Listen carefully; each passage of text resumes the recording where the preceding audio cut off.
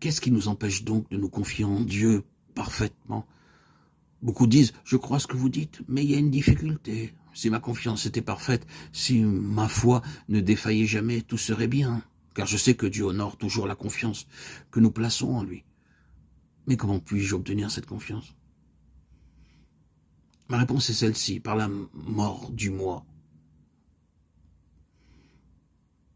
Le grand obstacle à la confiance, c'est l'effort personnel, charnel, sans remettre en ses propres forces. Aussi longtemps que je possède ma propre sagesse, mes propres pensées, ma propre force, je ne puis me fier entièrement, parfaitement à Dieu.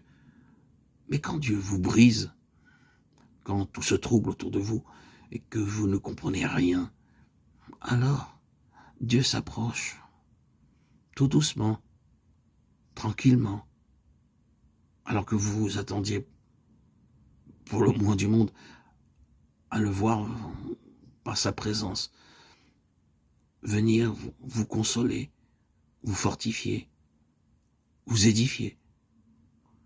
Et si, de votre part, vous voulez vous incliner devant lui avec le sentiment de votre néant, et si vous vous attendez à lui, alors il deviendra tout. Aussi longtemps que nous sommes quelque chose, Dieu ne peut pas être tout.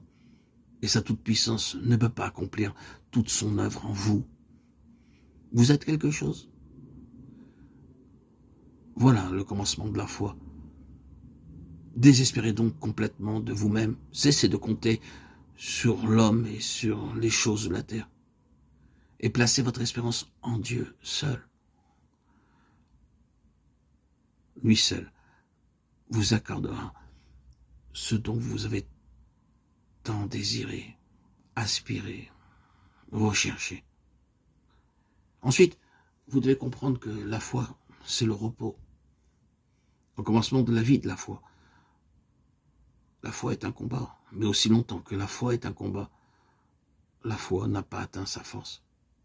C'est seulement quand la foi, en luttant, parvient au bout d'elle-même et se jette dans les bras de Dieu et se repose en lui, c'est seulement alors que viennent la joie et la victoire.